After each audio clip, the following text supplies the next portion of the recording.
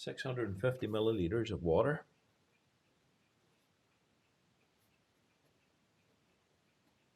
We're going to need 20 grams of salt. We're going to need 4 grams of instant yeast. And we're going to need 1 kg of 00 flour. And we use this Caputo because it's made for pizzas apparently, or allegedly. It's a soft wheat flour and it's really, really good.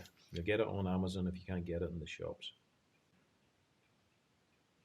And we're also going to need a container to mix in. Now, I made one of these mixing bowls because I've seen one on television.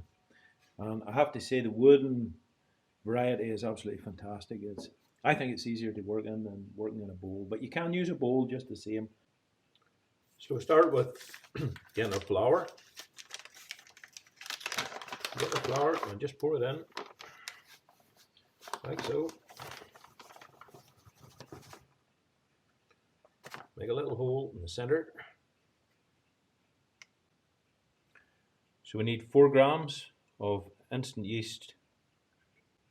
Then we need 20 grams of salt.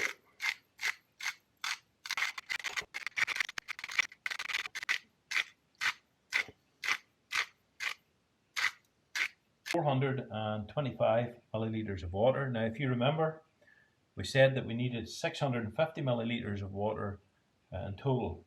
The other 215 milliliters has been boiled and it'll be added to it to bring it to 650 milliliters.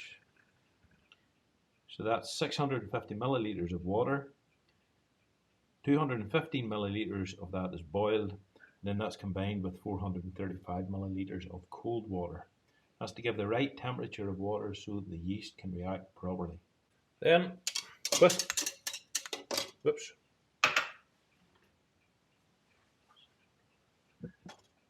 that's 650 milliliters.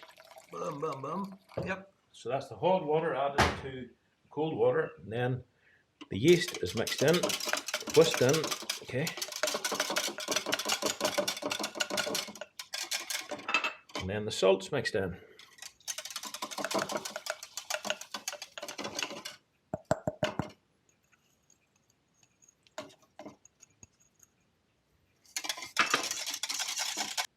Then the mixture is poured in.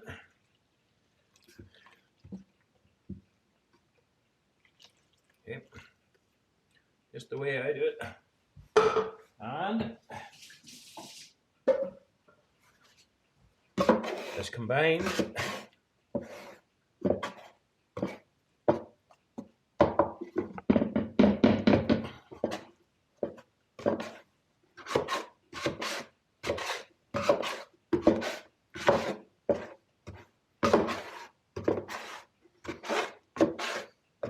There, a pair of gloves makes life a little bit easier.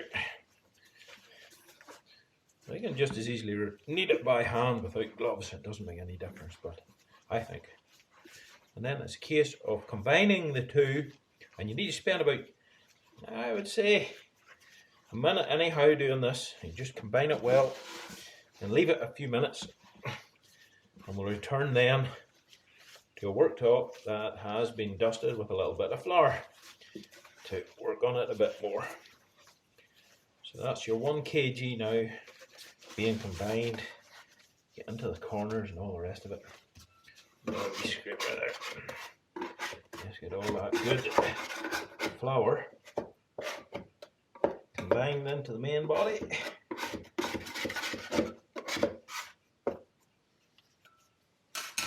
So now we've got a ball sort of half fashioned there. We'll go ahead and get the countertop dusted down with some flour.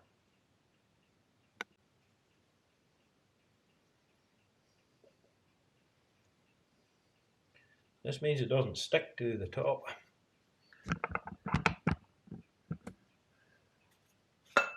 Okay. get the old dough ball. Here's the dough ball out now. And just get it set onto the top. Make sure you scrape it out, get whatever is left there combined again. And there we go.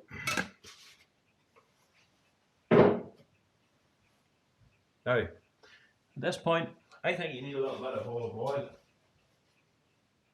And personally, I'll use just a little bit of chili olive oil, just a little drop of it.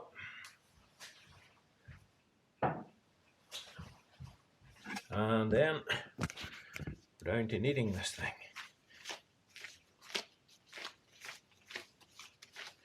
Okay, so the idea of this is you keep this going for the next 8 or 10 minutes or so.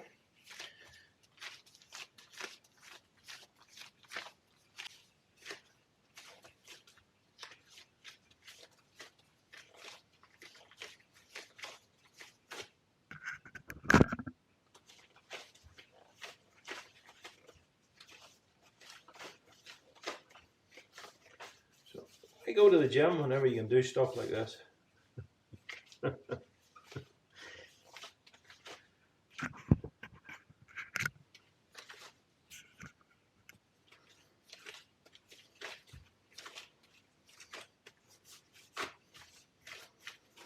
You want to give it a real good working. And I say the more you work it, the better the quality of the bread afterwards. We're only into this about a minute or so. So there's another 7 or 8 minutes of this left, and I'll bring you back whenever we get a little bit further on.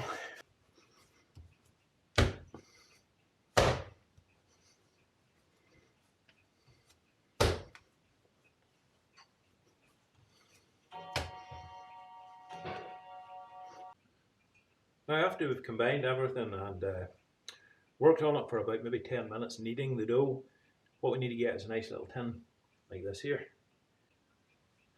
But before we put the dough ball, the large dough ball, into the tin, we need to use some olive oil on the tin, because if we put the dough ball into the tin without using the olive oil, it's going to stick to the tin, and then you're going to have trouble getting it out of the tin.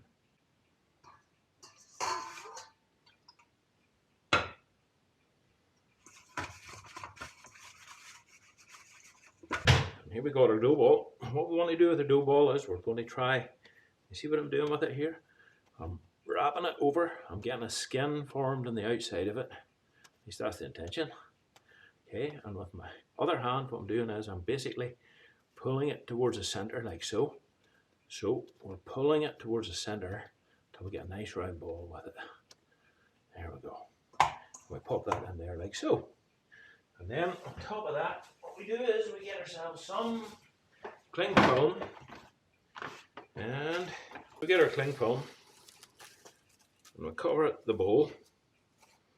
Okay.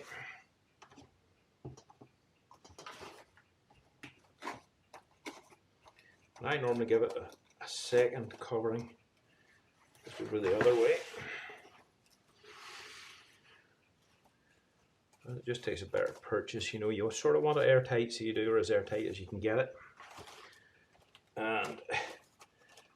And then the next step is pretty simple. You get a cup of tea on, so you do, get the kettle boiling, and this thing here, okay, where I find the best place for it in the house, to be honest with you, is a hot press, because very often our houses aren't warm enough to get a nice reaction, you know, between the yeast and the dough.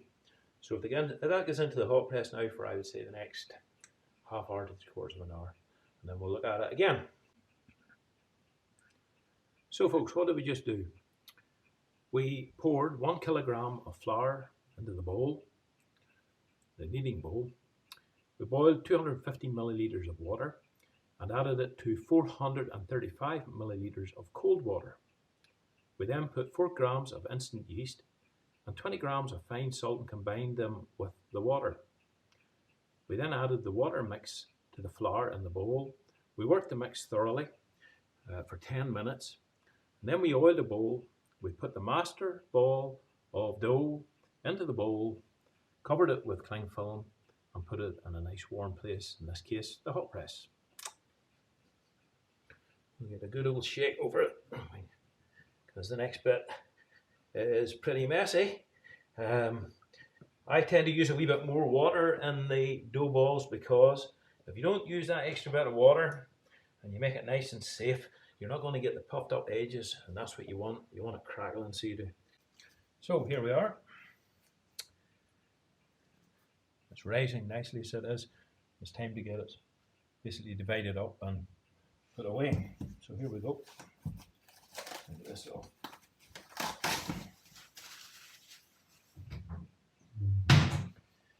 And now we have to try and get them out, but it should come out not too bad.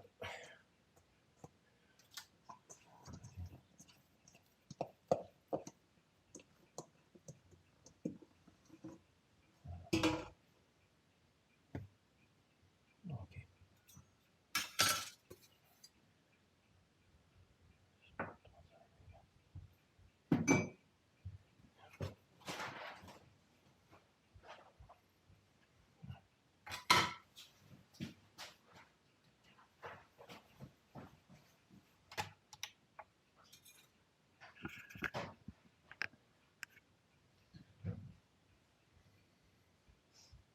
So we're going for 215 grams.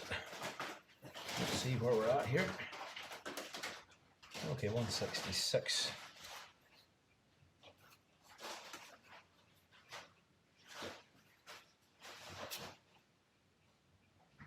211, close enough. And what we're doing here is we're making the dough ball up, and it's basically the same thing as the master dough ball. So what we're doing is we're tucking everything in below,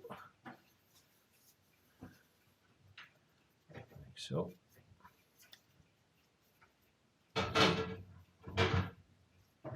There's the first one. You see it's a nice skin on it there. So there's number one done.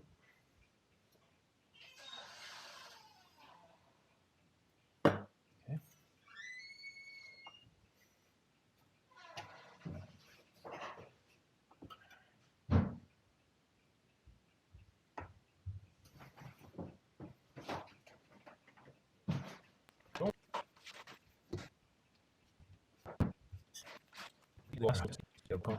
Go up, 16, bang on.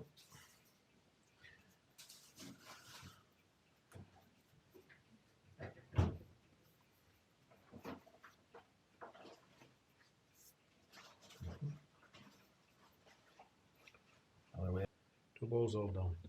So the next step is a little olive oil and the tray.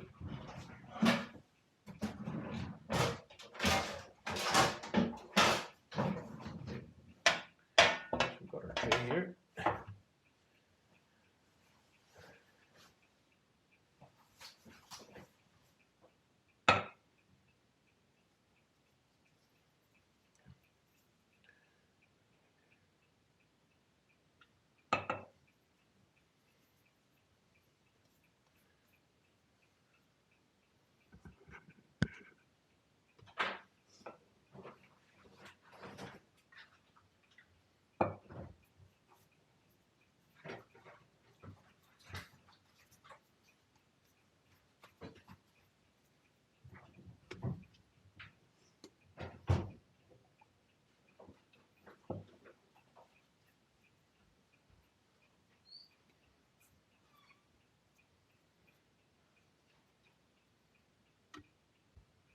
So that's the dough balls all done, and into the freezer now for freezing. As soon as they're frozen, then bring the tray out and put them into plastic bags, and then put them back in the freezer again until you need them. There you go. Also, you have to tidy up. Well, I thought that was your job. No, yours.